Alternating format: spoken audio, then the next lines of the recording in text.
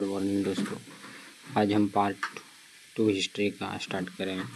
ये भारत है, ये अरब सागर है, ये बंगाल की खाड़ी है। तो अरब सागर की तरफ से ही भारत में यूरोपीय लोग व्यापार करते थे। अतः सागर की राजस्वामी किसे कहा जाता है? तो अरब सागर को कहा जाता है। हुगली जो कि लूट का केंद्र था, हुगली बंगाल लूटपाट का केंद्र था। पुर्तगालियों ने भारतीयों में कार्टज, आर्मोड और काफिला की शुरुआत किया था। भारत में पुर्तगाली शक्ति का वास्तविक संस्थापक अल्बुकर्क को माना जाता है। भारत में पुर्तगाली शक्ति का वास्तविक संस्थापक किसे माना जाता है? तो अल्बुकर्क को। 1509 ईस्वी में अल्बुकर्क भारत आया था। दूसरा पुर्तगाली गवर्नर बनकर कौन आया था? तो अल्बुकर्क, जिनका कार्यकाल 1509 से 1515 ईस्वी तक था।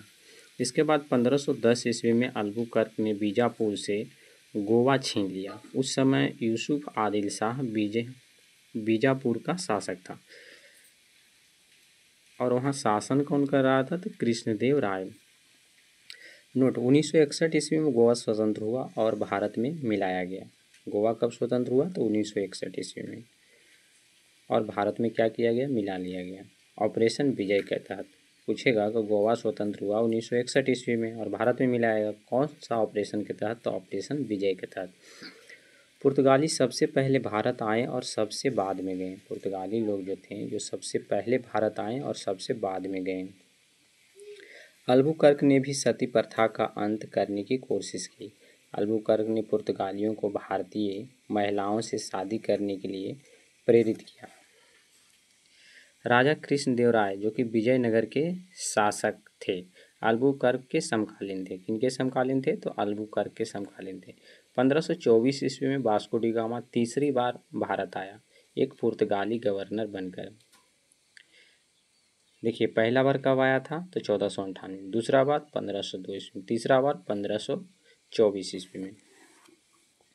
भारत में पुर्तगाली शक्ति का वास्तविक संस्थापक अल्बुकर्क था। अगर क्वेश्चन पूछेगा कि भारत में पुर्तगाली शक्ति का वास्तविक संस्थापक कौन था? तो अल्बुकर्क था। 1529 ईस्वी में नोनी डी कुन्हा भारत आया।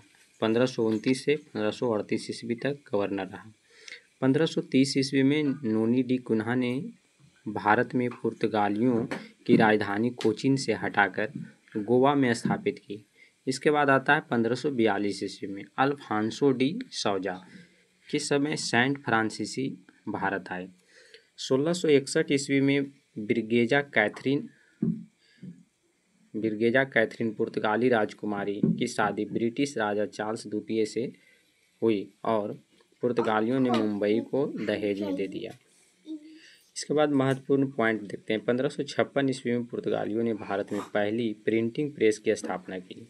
भारत में पहली प्रिंटिंग प्रेस की स्थापना कब हुआ? तो 1556 ईस्वी में। किसने किया? पुर्तगालियों ने ही किया था। भारत में आलू, तंबाकू, मक्के, लाल मिर्च की खेती, जहाज निर्माण पुर्तगालियों ने शुरू कराई। नोट पॉइंट में तंबाकू पर रोक लगाया था कौन शासक ने? तो जहांगीर ने। मुगल वंश का शासक था जहांगीर, जो कि तंबाकू पर रोक लगाया था। 1739 में पेशवा बाजीराव प्रथम ने सालसेट वे बेसिन मुंबई का क्षेत्र छीन लिया।